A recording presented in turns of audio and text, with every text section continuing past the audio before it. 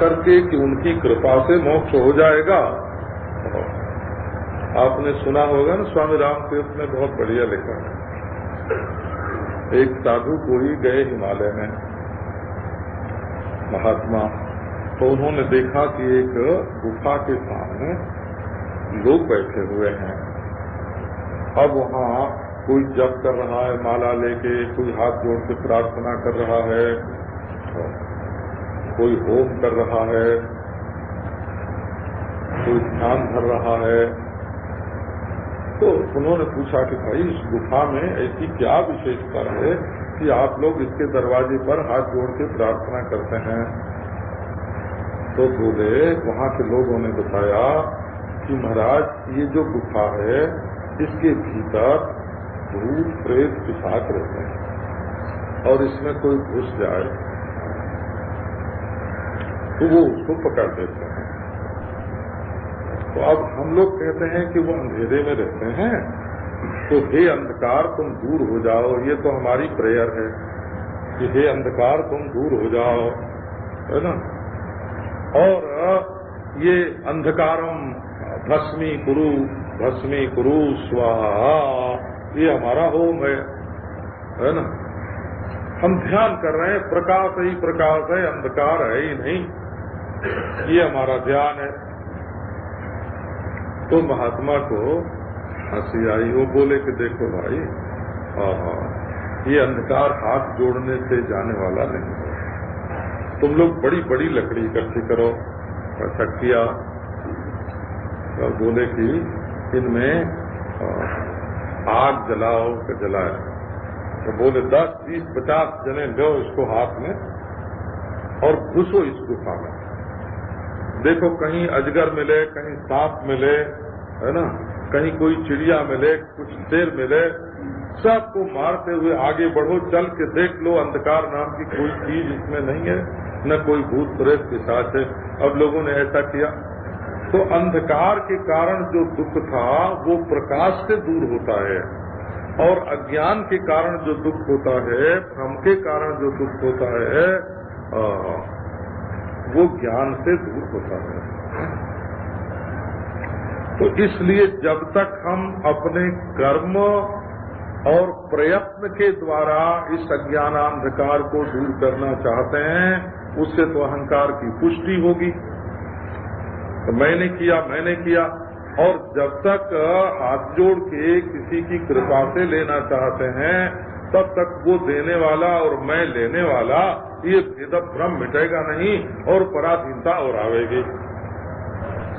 तब उत्तम मुमुक्षा चाहिए, तीव्र मुमुक्षा चाहिए। बोले कि ठीक है, जब विवेक वैराग्य जागते हैं, धीरे धीरे श्रम आदि आने लगते हैं, तो गुरु की कृपा से मुमुक्षा बढ़ जाती है। और मुमुक्षा क्या है? बोले फल की माँ, जैसे बच्चे की माँ होती है ना, बच्चे की माँ जैसे होती है, वैसे मुमुक्षा माने मोक्ष की माँ। देखो, मुमुक्षा माने मोक्ष की इच्छा। तो इच्छा है गर्भिणी, इच्छा गर्भवती होती है, हमेशा इच्छा गर्भिणी होती है कि इच्छा के पेट में इच्छा का विषय रहता है। इसलिए जिस इच्छा के पेट में मोक्ष का निवास है, उसका नाम है मुमुक्षा। वो मोक्ष गर्भिणी है और मोक्ष की माँ है। इसलिए ये मोक्ष प्रसविनी सूयते फल प्रसविनी है। ये मोक्ष की माँ कब मोक्ष फल देती है? कि जब मुमुक्षा को 10 महीना हो जाता है, कि ये 10 महीना नहीं होता है। आप तो जानते ही हैं, कहो गिनती करके हम बता दें।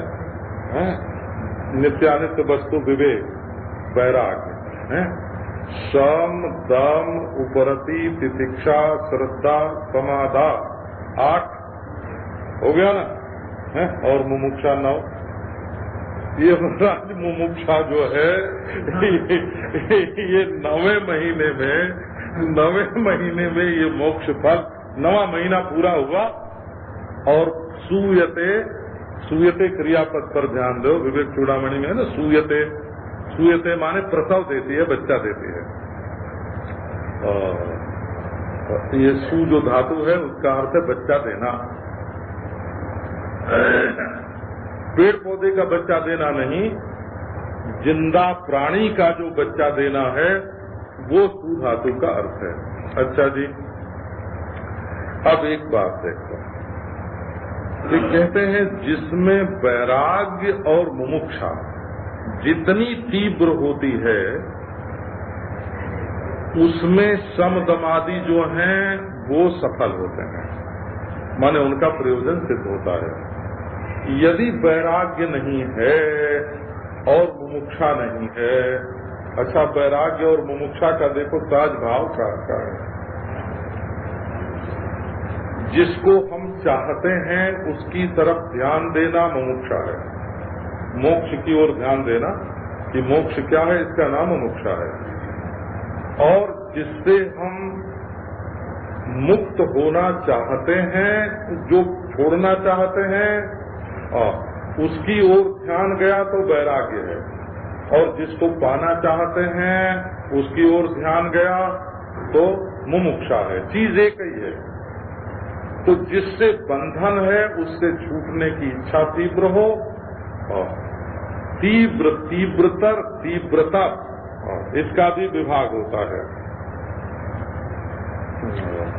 तो जिसकी तीव्र होती है उसको श्रवण मनन निधिध्यासन तीनों करना पड़ता है, और जिसकी तीव्रतर होती है उसका श्रवण और निधिध्यासन से ही काम बन जाता है, और जिसकी तीव्रतम होती है उसका केवल श्रवण से ही काम बन जाता है। ये पहले तो मंद, मध्यम, उत्तम मुमुक्षा, 3 तरह की, और फिर उत्तम मुमुक्षा में तीव्र, तीव्रतर और तीव्रतम, ये 3 भेद होते हैं। अब हमारी तो सब पुरानी बात हो गई भाई, वेदांत की सुनी हुई है ना, तो जितनी याद आती है उतना सुना देता हूँ। अब और जहाँ वैराग्य मंद है और मुमुक्षा मंद है, एतयोर मंदता यत्र विरक्तत्व मुमुक्षयोः मरौ सलिलवत्तत्र समाधेर भासमात्रता। कहते हैं ये जो साधन है ये भी आभास मात्र होते हैं। आभास मात्र माने साधन की परछाई मालूम तो पड़ते हैं परंतु है नहीं। कहाँ नहीं होते हैं कि जहाँ वैराग्य और मुमुक्षा दोनों मंद हैं, वहाँ जैसे मरुस्थल में पानी, रेगिस्तान में जैसे पानी दिखता है, वैसे जिसमें वैराग्य नहीं है उसमें शांति कहाँ। आप ध्यान दे के देखो कि आपके मन में राग द्वेष तो होवे और आप समझें बड़ी शांति रहती है, तो ये केवल ढूंगा ही धतूरा तो हुआ ना। धूम हो गया एकदम कि मन में राग द्वेष तो रहे और शांति रहे। कैसे शांति रहेगी? तो वहाँ जो शांति मालूम पड़ेगी थोड़ी देर के लिए, वो तो आभास मात्र है। एक आदमी को गुड़ खाने की बहुत इच्छा थी, कई दिनों से बेचारा चाहता था हमको गुड़ मिले, गुड़ मिले। और ये जो आप लोग शहर में कभी कभी गुड़ खाते हैं ना, वो असली नहीं होता है, वो तो डालडा गुड़ है, नकली गुड़ है। गुड़ हम लोग जानते हैं और जिन्होंने गुड़ बनाया है अपने हाथ से, और जिन्होंने गन्ना काटा है, पेरा है, कढ़ाई में चढ़ाया है, पकाया है ना, उसकी मैया काटी है, उसकी चाशनी देखी है, हैं? अब ये पिड़िया बनाने लायक हो गया। हम लोग जानते हैं गुड़ का स्वाद, कढ़ाई में से निकाल के खाने वाले वो दानेदार महाराज, आपकी शक्कर क्या करेगी उसके सामने। तो गुड़ खाने की इच्छा बड़ी तीव्र हुई, मिला नहीं। तो मन में अशांति हो गई कि हाय हाय हमको गुण नहीं मिल रहा है। अब महाराज एक दिन मिल गया गुण, आज शांति मिली। बहुत दिनों का जो गुड़ खाने का मन था वो पूरा हुआ ना, तो वासना पूरी होने से थोड़ी देर के लिए वासना शांत हो जाती है, तब बड़ी शांति मिलती। वही बड़ी शांति मिली। खाने में होता है, पहनने में होता है, संभोग में होता है, धन कमाने में होता है। आज मिल गया पैसा, परंतु वो शांति कब तक रहती है? कि जब तक फिर दूसरी इच्छा मन में पैदा न हो। तुम्हारी शांति की उम्र कितनी? कब बस इंतजार करने की जरूरत नहीं है। गुड़ खाया और शक्कर खाने की इच्छा उदय हुई, बस फिर शांति आ गई। तो वो केवल आभास मात्र होती है। अब एक बात ये बताते हैं कि देखो भाई, भक्ति जो है, यदि हृदय में भक्ति रहे तो मोक्ष के जो साधन हैं वे अपने जीवन में आने लगते हैं। मोक्ष कारण सामग्र्याम भक्तिरेव गरीयसी। मोक्ष, अब आपको इसके संबंध में कुछ थोड़ी सी बात सुना दें।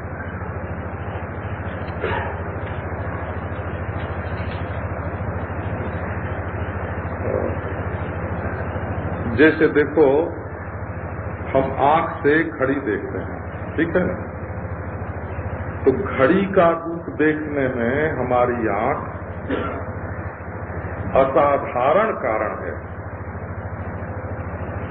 यदि आंख न हो तो हम घड़ी का रूप नहीं देख सकते। एक अच्छा कान में लगा के तो सुनते हैं ना, किट किट किट, तो आवाज आंख से नहीं सुन। बहरा आदमी आंख से देखे तभी आवाज नहीं सुन सकेगा। तो आवाज आंख से नहीं सुनाई पड़ेगी और रूप कान से नहीं दिखाई पड़ेगा। तो आवाज सुनने के लिए असाधारण करण है कान, और रूप देखने के लिए असाधारण करण है आंख, और छूने के लिए असाधारण करण है त्वचा। लेकिन आप देखो, एक साधारण करण इसमें काम कर रहा है कि नहीं? तो वो साधारण कौन है कि जो आंख में भी है, कान में भी है, त्वचा में भी है। उस करण का क्या नाम है? करण माने औजार हो, औजार। उसका नाम है मन। यदि मन न हो तो न कान से आवाज सुनाई पड़ेगी, न आंख से रूप दिखाई पड़ेगा, न त्वचा से स्पर्श का अनुभव होगा। और इसमें इत्र लगा हुआ हो, कोई गंध हो तो नाक से इत्र मालूम पड़ेगा, लेकिन नाक में मन होना चाहिए। और इस पर शक्कर लगी हो साथ तो जीभ से चाटने पर वो मालूम पड़ेगी, लेकिन मन होना चाहिए। तो किसी भी इंद्रियक ज्ञान में अलग अलग जो इंद्रियां हैं वो असाधारण औजार के रूप में अपने अपने विषय को बताते हैं, और उनमें जो मन होता है वो साधारण सब में रह करके उनके देखने में मदद करता है। तो साधारण करण है मन, और असाधारण करण है एक एक इंद्रियां। आप संसार में जो भी साधन करते हैं तो उन साधनों में असाधारण करण तो है वो साधन। जीभ से आप जप कीजिए, है ना, हाथ से आप चतुर्बंध कीजिए, कान में आप खेती लगाइए, है ना, और आवाज सुनिए। लेकिन भक्ति जो है वो साधन मात्र में साधारण करण है। जैसे मन के बिना कोई भी इंद्रिय अपने विषय को ठीक ठीक ग्रहण नहीं कर सकती, वैसे मन लगाए बिना, है ना, मन लगाए बिना इंद्रिय कोई भी ठीक ठीक अपना काम नहीं कर सकती। वैसे ही यदि आपके मन में भक्ति न हो, रुचि न हो, प्रीति न हो, तो कोई भी साधन यदि प्रेम पूर्वक रुचि पूर्वक आप अपना साधन नहीं करेंगे तो न जप काम देगा, न तप काम देगा, न होम काम देगा, न प्राणायाम काम देगा। आदर बुद्धि होनी चाहिए। जोगियों का भी, धर्मात्माओं का कहना है कि धर्मानुष्ठान में श्रद्धा होनी चाहिए। श्रद्धा के बिना धर्म का जो काम है वो अंतःकरण में अपूर्व उत्पन्न नहीं करता। श्रद्धा नहीं होगी और विधि नहीं होगी और संकल्प नहीं होगा। एक तो संकल्प चाहिए कि इससे ये फल उत्पन्न हो, निष्कामता उत्पन्न हो। ये भी संकल्प चाहिए कि हमारा अंतःकरण निष्काम हो जाए। संकल्प चाहिए, श्रद्धा चाहिए, विधि चाहिए, तब हमारा किया हुआ काम अपने फलोत्पत्ति का बीज अपूर्व हमारे हृदय में डाल देता है। आहा। और आप योगाभ्यास कीजिए तो आदर रखिए कि इससे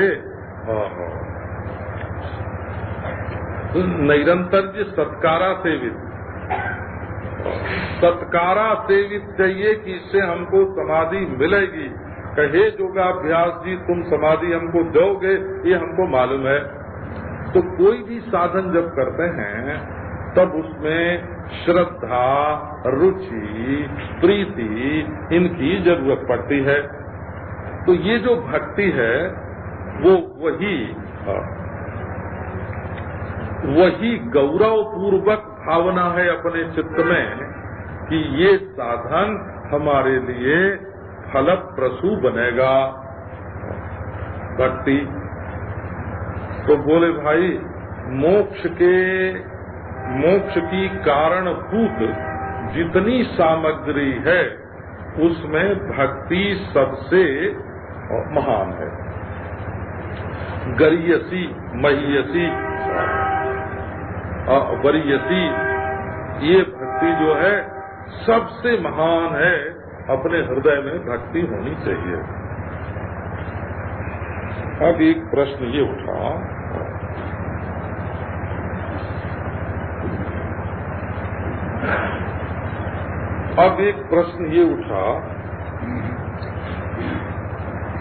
कि उपासना सिद्धांत में तो अपने इष्टदेव के प्रति श्रद्धा और रुचि रखते हैं, प्रीति रखते हैं। वेदांत सिद्धांत की साधना में, तत्व ज्ञान में, ये साधना नहीं है, ये तो मौजूद वस्तु को अनुभव करने की एक प्रक्रिया है। असल में हम लोग प्रमाण को ज्यादा नहीं मानते हैं। वेदांती हो हम लोग माने, एक तो मानते हैं प्रत्यक्ष को प्रमाण और एक मानते हैं अपरोक्ष अनुभव को प्रमाण। अपरोक्ष विद्या, अपरोक्ष तदाकार वृत्ति प्रमाण है। प्रत्यक्ष में भी असल में प्रत्यक्ष वृत्ति ही प्रमाण है। आंख गोलक प्रमाण नहीं होती।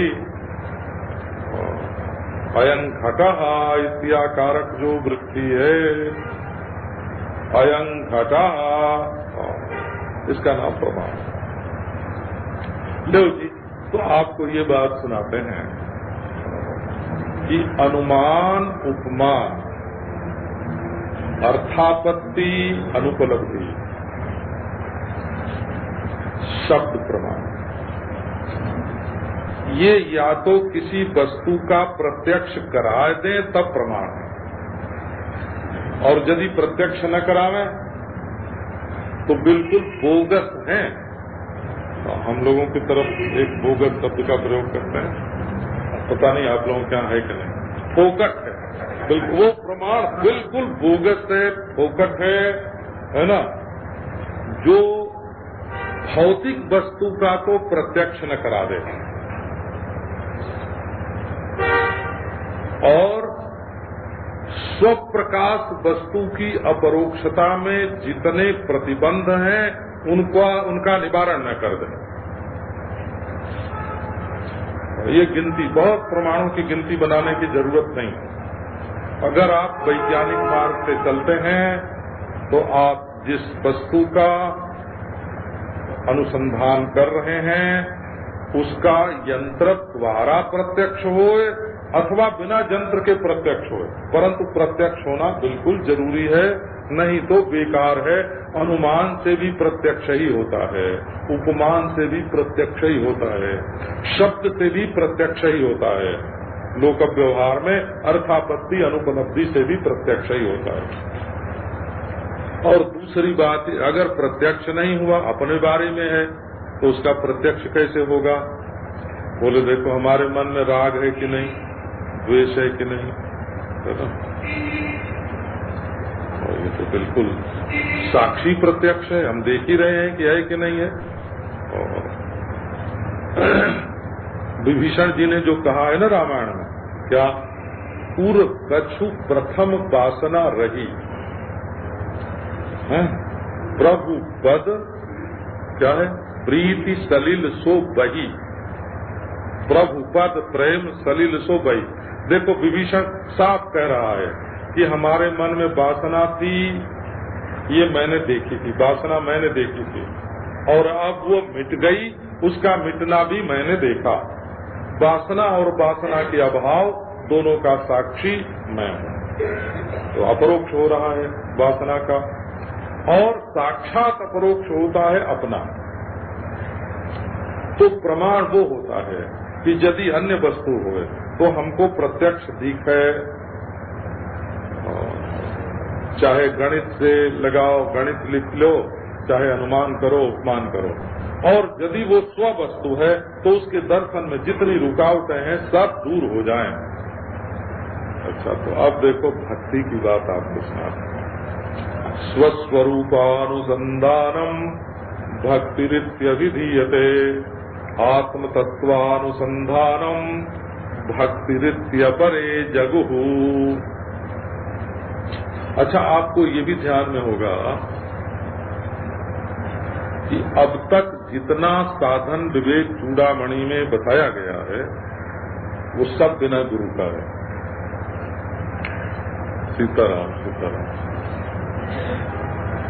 आपकी अकल ऐसी होनी चाहिए।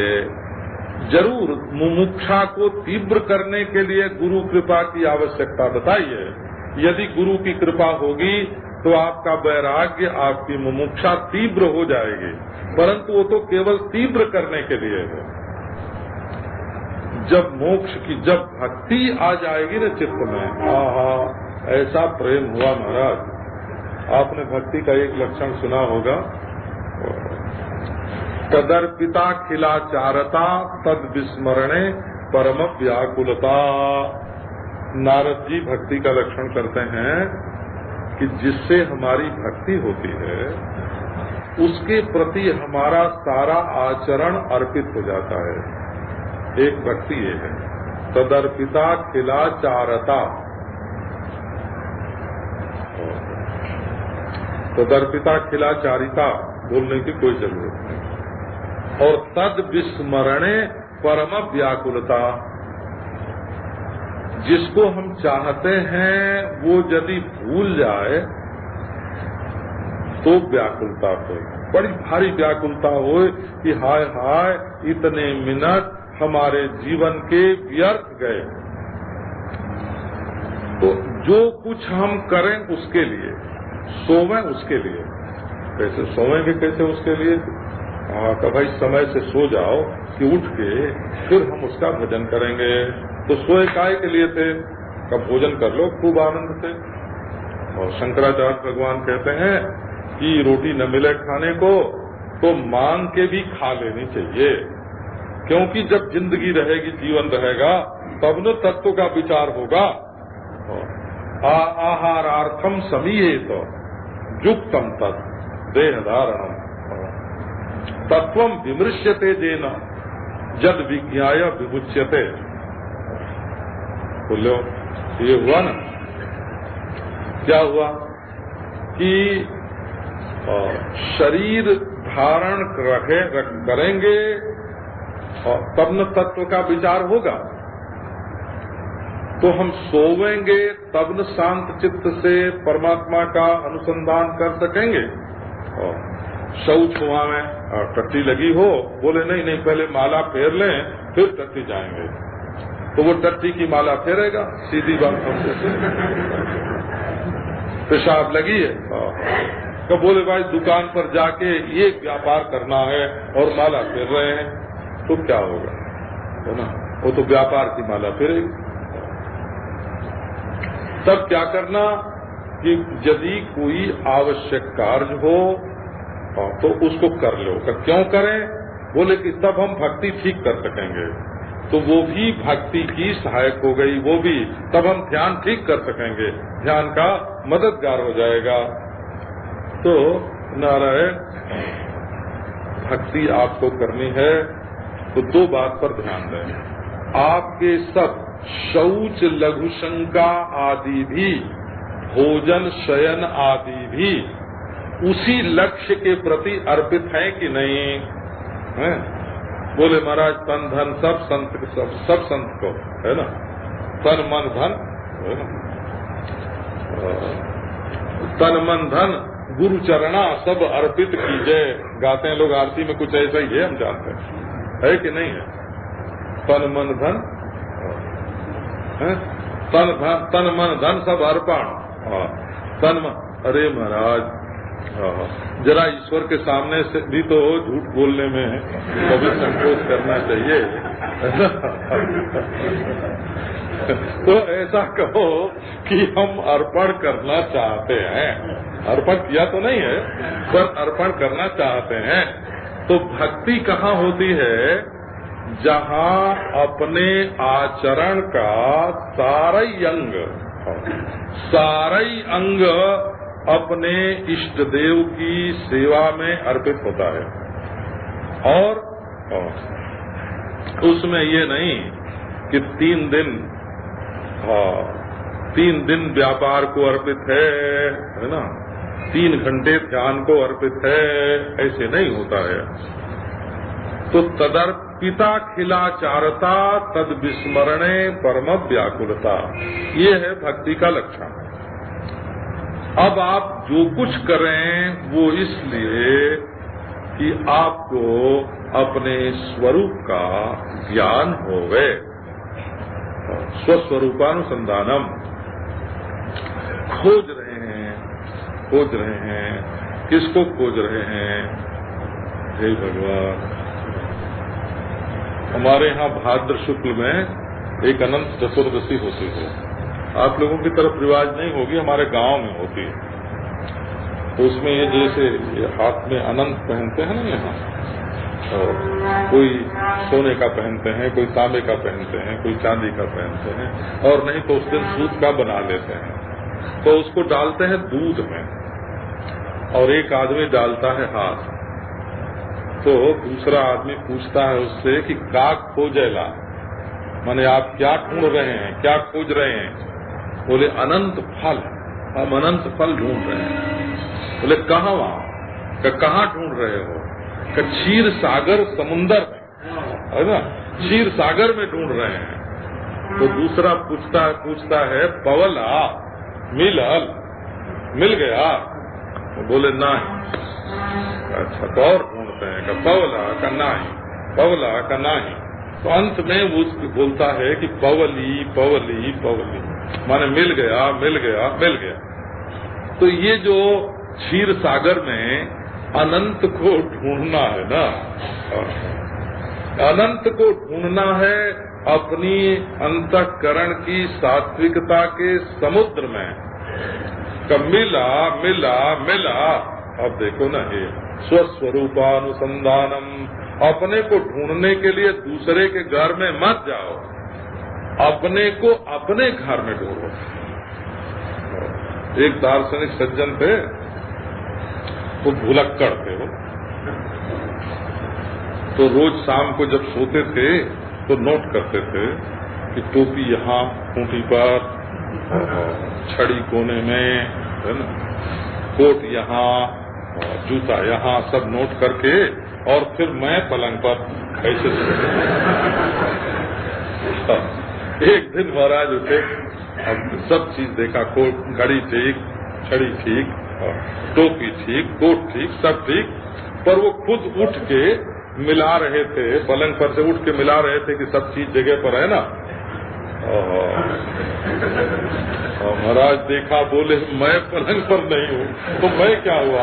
अब बड़े घबराए बेचारे, उनकी पत्नी आई, काय को घबराए, काय को घबराए, तो बोले कि मैं तो पलंग पर हूँ ही नहीं। तो बोले तो तुम कौन हो। तो बोले देखो हमारे नोट किया हुआ है, किताब में लिखा हुआ है, किताब में लिखा हुआ है। तो भाई अपने को कहाँ ढूंढोगे, जो ढूंढने वाला खुद है वो अपने को पलंग पर थोड़ी ढूंढेगा। अच्छा जी, आपको कल सुना, आज शाम को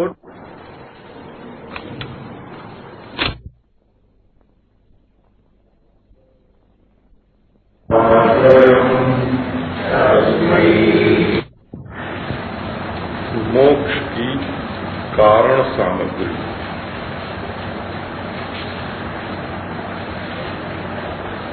जैसे आपको कपड़ा बनाना हो तो उसकी कारण सामग्री क्या है। बोले सूत चाहिए, ये तो उपादान कारण हो गया, और कुम्हार चाहिए बनाने के लिए, ये निमित्त कारण हो गया, और पूरी चाहिए, वेद चाहिए, माने जिससे ईश्वर कृपा से कुम्हार मिट्टी से घड़ा बना सके या जुलाहा सूत से कपड़ा बना सके, उसके लिए और सामग्री चाहिए है। घड़ा बनाने में चाक चाहिए, डंडा चाहिए, सूत चाहिए।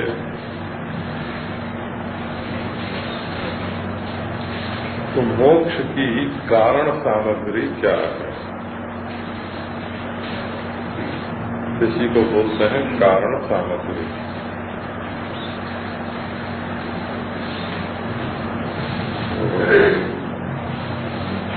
अब मोक्ष कोई कपड़े की तरह चीज नहीं है, न घड़े की तरह है कि उसको बनाया जाए।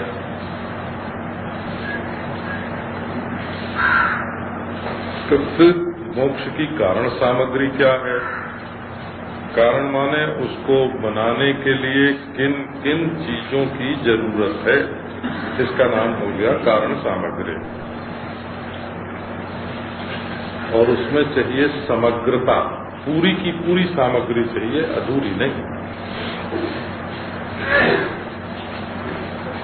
तो बोले देखो मोक्ष बनाने के लिए या प्राप्त करने के लिए कोई घड़ा कपड़ा बनाना तो है नहीं।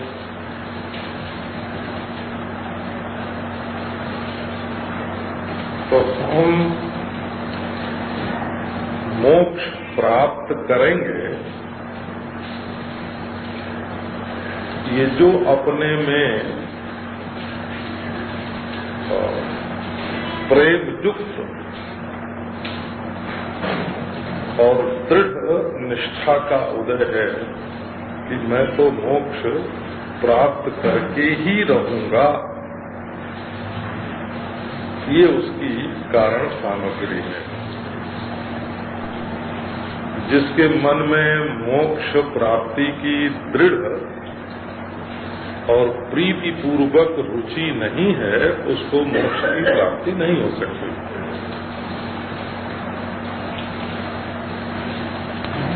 इसमें वस्तु मुख्य नहीं है,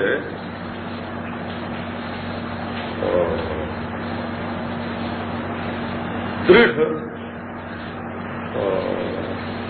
रुचि, दृढ़ प्रीति, दृढ़ सेवा आवश्यक है।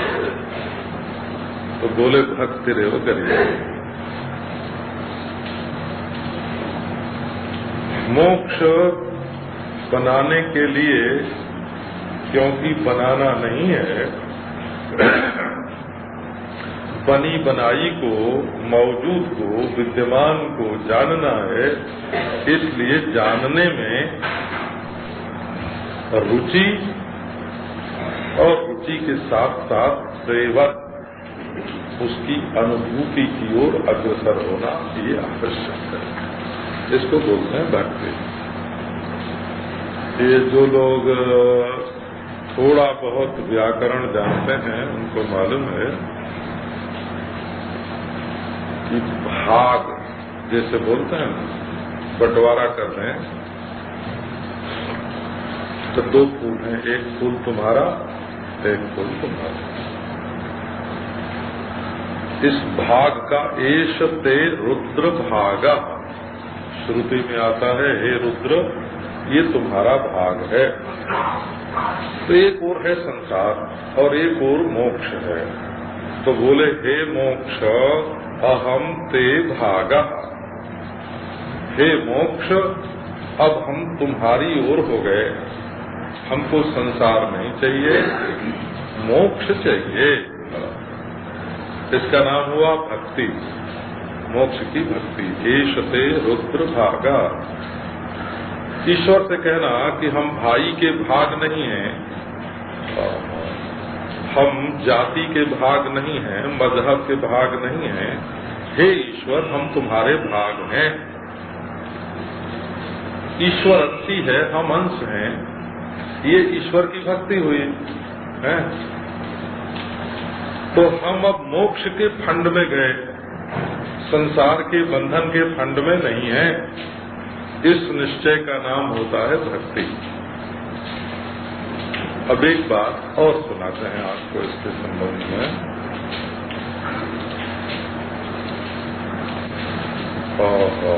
वो क्या है कि जैसे वैज्ञानिक लोग दो तत्वों का विश्लेषण करते हैं तो उसमें उनका पक्षपात नहीं होता है कि ये ऐसा है कि ये ऐसा है ना, ये ऐसा हो कि ये ऐसा हो। जो जैसा होता है तटस्थ भाव से वैज्ञानिक विश्लेषण करता है।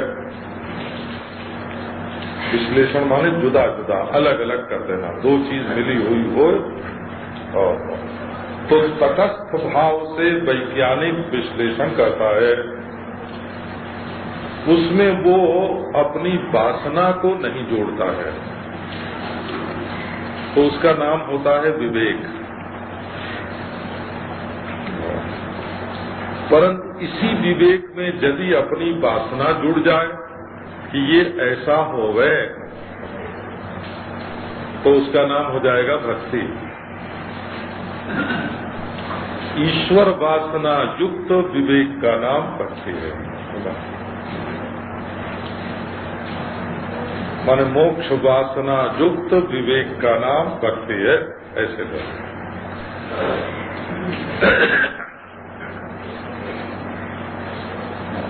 सामान्य रूप से वेदांती लोग जैसे इस बात को समझाते हैं वैसे हम आपको नहीं समझा रहे हैं।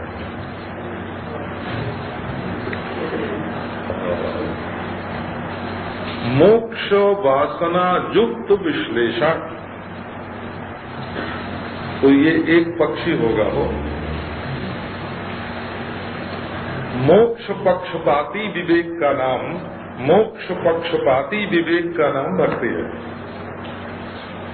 वैज्ञानिक का विवेक निष्पक्ष होता है और मुमुक्षु का जो विवेक है वो मोक्षैक पक्षपाती होता है। यही जो पक्षपात है उसको विवेक शब्द से न कहकर भक्ति शब्द से कहा गया। अच्छा, भक्ति में एक बात दूसरी दो है। जैसे भजनीय अभजनीय का विवेक कर लिया, ये भजन करने योग्य है, ये भजन करने योग्य नहीं है। तो जो भजन करने योग्य नहीं है उसको छोड़ दिया और जो भजन करने योग्य है उसकी सेवा में लग गए। एक संस्कृत के शब्द को और भी पकड़ के आपको सुना। एक यजन है और एक भजन है। यजन यज्ञ करना। तो यज्ञ करना कर्तव्य बुद्धि से होता है, सकाम भाव से होता है, और निष्काम हो तो कर्तव्य बुद्धि से होता है। यजन में यजनीय के प्रति आसक्ति नहीं है। आप ये बात ध्यान में दो। जैसे हम इंद्र देवता का यज्ञ कर रहे हैं तो सकाम भाव से कर रहे हैं कि इंद्र वर्षा करे या धन पुत्र दे, तब तो हम जो चाहते हैं उसमें आसक्ति है, इंद्र में है नहीं। और यदि कर्तव्य बुद्धि से करते हैं तब भी अपने अंतःकरण की शुद्धि ही उसमें इष्ट है, इंद्र नहीं। तो यजन में देवता इष्ट नहीं होता, अपने अंतःकरण की शुद्धि या कामना की पूर्ति इष्ट होती है। और भजन में जिसका भजन किया जाता है, जिसका सेवन किया जाता है, यजन और भजन। भजन में क्या है? कब भजन में इष्ट देवता जो है उसकी सेवा अभिष्ट है, और सेवा तो प्रेम पूर्वक होती है। यजन में केवल कर्तव्य पालन है या कामना पूर्ति है, और भजन में भजनीय के प्रति आसक्ति है, रुचि है, तब भक्ति बनती है। जिसका भजन कर रहे हैं उसकी दिलचस्पी है, ऐसे ही पांव नहीं दबाया जाता है ना, ऐसे ही पंखा नहीं झला जाता, ऐसे ही नहीं खिलाया जाता। सेवन का मतलब है प्रीति पूर्वक अपने प्रेम से उसको प्रेमान्वित करना। हम उससे प्रेम करते हैं और हमारी प्रेम युक्त सेवा से वो भी प्रेमान्वित हो जाए। सेवा माने परोपकार नहीं। तो भाई अब गुरु जी को दिखता नहीं है तो हाथ पकड़ के चलना तो हमारा कर्तव्य हो गया, इसका नाम सेवा नहीं है। सेवा वो है जो अपने को भी आनंद दे और सामने वाले को भी आनंद दे। तो अब देखो भक्ति माने क्या हुआ। अच्छा, अब ये कहो कि भक्ति अज्ञान को दूर कर देगी। बात दो टूक करते चले तो अच्छा है। भक्ति भजनीय के स्वरूप को अपने हृदय में ले आती है, ये बात सच्ची है। और भजनीय के अतिरिक्त जो रूप है उससे वैराग्य करा देती है, ये भी ठीक है।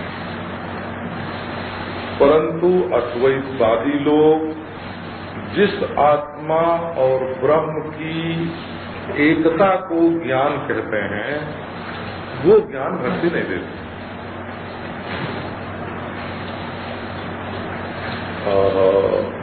ईश्वर कृपा से तब उस ज्ञान में भक्ति का उपयोग क्या होगा? भक्ति निष्ठापक है। निष्ठापक है माने यदि भक्ति खूब हो पहले कि हमको मोक्ष मिले, हमको ज्ञान मिले, ऐसी मोक्ष की भक्ति हो, ज्ञान की भक्ति हो, तो ज्ञान हो जाने पर, मोक्ष हो जाने पर यही भक्ति दृढ़ निष्ठा के रूप में प्रकट हो जाएगी। जीवन मुक्ति का विलक्षण सुख प्राप्त होगा। अंतःकरण में परिवर्तन कर देना ये भक्ति का काम है, और तत्व के अज्ञान को मिटा देना ये तत्व ज्ञान का काम है। दोनों का विभाग बिल्कुल अलग अलग है। अब देखो, एक स्त्री के सामने दो जेवर आए, बोले ये कंगन है बहुत बढ़िया, ये कुंडल है बहुत बढ़िया, कान में पहने। एक ने कहा कुंडल बहुत बढ़िया है और एक ने कहा कंगन बहुत बढ़िया है। दोनों ठीक है अपनी जगह पर। वो कुंडल कान के आभूषण की प्रेमिका है और वो कंगन की प्रेमिका है। इसी बीच में दोनों के पतिदेव आ गए। बोले भाई ठीक है, तुम लोगों का मत तो आपस में बहुत बढ़िया है, पर सोना क्या है? सोना सही है कि गलत है? चाहे शक्ल कुंडल की हो, कान में पहनने की, चाहे हाथ में पहनने की, जेवर चाहे कोई भी बना हुआ हो, पर उसमें सोना क्या है? तो ये भक्ति जो है, ये बढ़िया कंगन आपको देती है पहनने के लिए, ये बढ़िया कुंडल देती है आपको पहनने के लिए, पर तत्व ज्ञान जो है वो सोने की किस्म बताता है। इसलिए भक्ति व्यक्ति का विवेक है और ज्ञान तत्व का विवेक है। इसलिए धर्म, भक्ति, योग तीनों जो कर्ता के आश्रित होकर के रहते हैं, परिच्छिन्न के आश्रित होकर के रहते हैं, वो तत्व के विवेक नहीं है, वो वृत्ति की एक स्थिरता है, निष्ठा है। इसलिए भक्ति दृढ़ निष्ठा में हेतु है और अज्ञान को निवृत्त करने में तत्व ज्ञान हेतु है। एवंच कलह पुत्र, कोई झगड़ा नहीं है, दोनों का विषय अलग है। रूप देखने के लिए आंख है और स्वाद चखने के लिए जीभ है। जीभ और आंख में क्या झगड़ा है?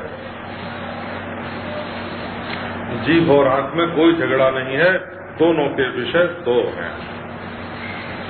तो यदि कोई भक्ति के बिना ही मुक्त हो जाए तो उसकी जिंदगी भर ये शिकायत बनी रहेगी कि हमारी वृत्ति टिकती नहीं है।